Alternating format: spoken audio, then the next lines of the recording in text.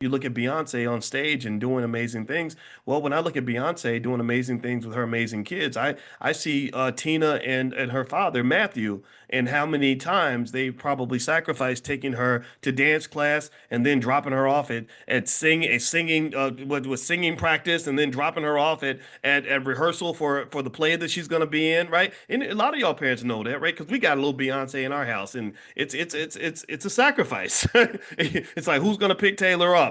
Oh, she's got another practice, another rehearsal. I'm in Florida right now, literally, because dance nationals are in Florida, right? I don't even like dance that much, but when she's on the stage, I become the biggest dance fan that there ever was, because that's my job. So we're investing, we pour into that, and I tell her, I say, keep working hard, because one day you will reap everything that you're sowing, every sacrifice you're making, every time you've been very consistent. I said, I know where great people come from, and I watch you every day, and you operate like a great person. You're putting the inputs in that a great person does, and so one day you're going to be great. You're going to be extraordinary.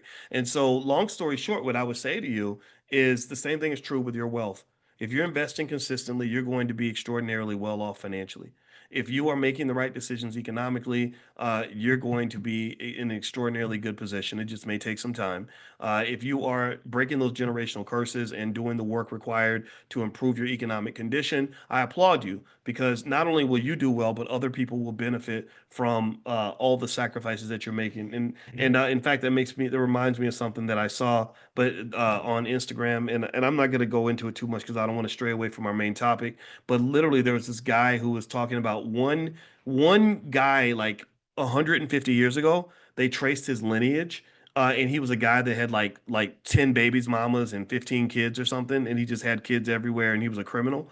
And they said from this one guy's lineage, they traced like 30 murderers, 20 convicts, like all these people that had done these terrible things, right? And then they went to another person who was like this hardworking guy who had a wife with and they had like 10 kids and took good care of them.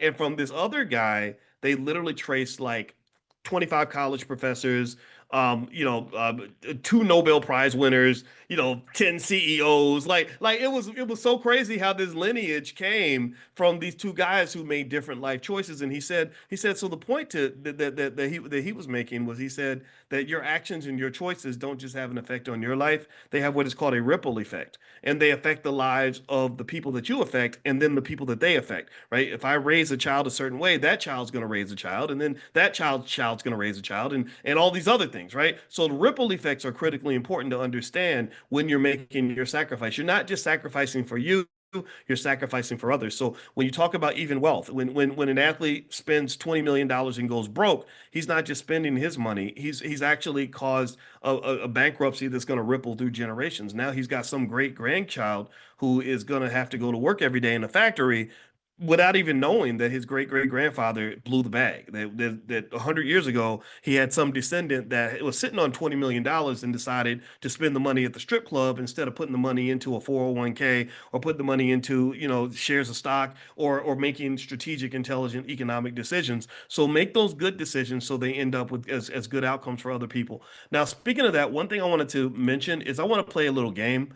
Um, that I don't maybe I'm in the mood for games because I was watching Squid Games, which is a really horrifically disturbing show, by the way, if y'all haven't seen it. But anyway, one day we'll talk about Squid Games, because Squid Games it's all about money, actually.